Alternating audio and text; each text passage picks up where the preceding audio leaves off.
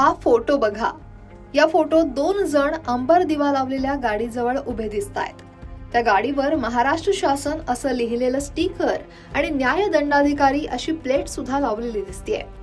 आता या दोघांचं ओळखपत्र बघा. हे ओळखपत्र पाहून तुम्हाला हे दोघे शासनाचे मोठे अधिकारी वाटले असतील, पण तसं काहीच नाहीये. हे दोघे अधिकारी नाहीयेत, तर बेरोजगार तरुणांची खोटं बोलून आर्थिक फसवणूक करणारे महाठग आहेत. त्यांचे कारनामे ऐकून तुम्ही डोक्याला हात मारून घ्याल. गोविंद स्वार आणि संदेश शिरसाट अशी या दोघांची नावं आहेत. हे दोघे एकमेकांचे मित्र आहेत. सरकारी नोकरी लावण्याचा आमिष देऊन बेरोजगार तरुणांची कोट्यवधी रुपयांची आर्थिक फसवणूक केल्याप्रकरणी जळगाव पोलिसांनी त्यांच्या मुसक्या आवळल्यात.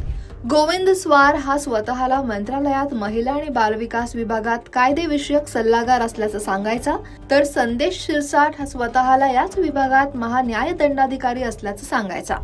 दोघांनी बेरोजगार तरुणांची फसवणूक करण्यासाठी नोकरीचे बनावट आदेश आणि शिक्के सुद्धा तयार केल्याचं समोर आलंय. जळगावातले 2 भाऊ मंत्रालयात नोकरी लावून देण्याच्या आमिषानं तरुणांची फसवणूक करत होते.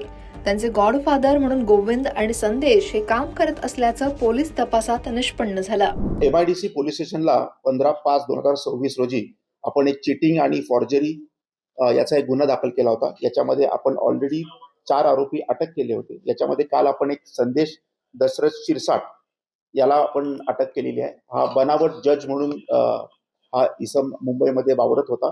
याच्या कारला देखील अंबर लॅम्प होता. आपण ती कार देखील जप्त केलेली आहे. याच्यामध्ये मोडस अशी आहे की आपण शासनाची आपण नोकरी लावून देतो असं म्हणून त्याने काही इस्मांना फसवले होते. याच्यामध्ये तपासामध्ये देखील 5 लोक आपल्याकडे अजून पुढे आलेले आहेत की त्यांना देखील फसवणूक केली गेली आहे.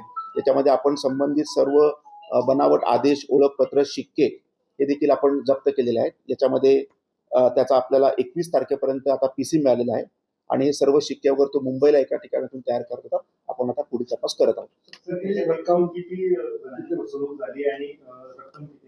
साधारणतः 1 कोटीच्या वर सध्या तपासामध्ये ही रक्कम आहे.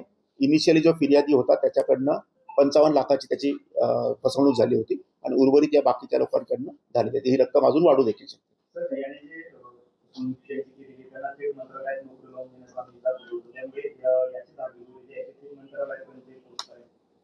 मंत्रालयामध्ये हे सगळे बनावटीकरणच करत होते की आम्ही तुम्हाला सरकारी नोकरी एवढ्या पैशामध्ये लावून देऊ. त्याच्यामुळे हे सगळं फॉर्जरी आहे, सगळं खोटं आहे, सगळं चिटिंग आहे. त्याच्यामुळे मंत्रालयापेक्षा असं एक नेक्सस, एक रॅकेट आहे जे आपण आज एक्सपोज केलेलं आहे. सध्या तरी हे फक्त जळगाव आणि अकोल्यामध्येच आपल्याला दिसत आहे हे आरोपी ना. महाराष्ट्रभर अजून सांगता येणार नाही. तपासामध्ये आता याला इंट्रोगेट केल्यानंतर, संदेश शिरसाटला इंट्रोगेट केल्यानंतर आपल्याला त्याची व्याप्ती अजून कळेल. याच्या अगोदर देखील आपण एक गोविंद स्वार नावाचा एक खोटा ॲडव्होकेट होता, तर त्याला देखील आपण याच्यामध्ये अटक केलेली होती. नाही, अजून तरी तसं सांगता येणार नाही. तपासामध्ये निष्पन्न. या साऱ्या प्रकरणात गोविंद आणि संदेश यांनी त्यांच्या कुटुंबियांनाही फसवल्याचं समोर येत आहे. गोविंदनं लग्न करताना आपण वकील असल्याचं सांगितलं होतं. 15 वर्ष त्यानं ही बाब त्याच्या पत्नीपासून लपवून ठेवलेली. तो दररोज जेव्हा कामासाठी घराबाहेर जायचा तेव्हा तो वकिलाचा काळा कोट घालून निघायचा. पण तरुणांची फसवणूक केल्याप्रकरणी पोलिसांनी त्याला जेव्हा अटक केली तेव्हा त्याच्या पत्नीला तो वकील नाही हे समजलं. संदेश हा सुद्धा लोकांना मी मंत्रालयात महान्यायदंडाधिकारी असल्याचं सांगायचा, पण पोलिसांच्या तपासात तो बृहन्मुंबईतील HIV विभागाचा कर्मचारी असल्याचं वास्तव समोर आलं. दोघांची पोलीस कसून चौकशी करतायत.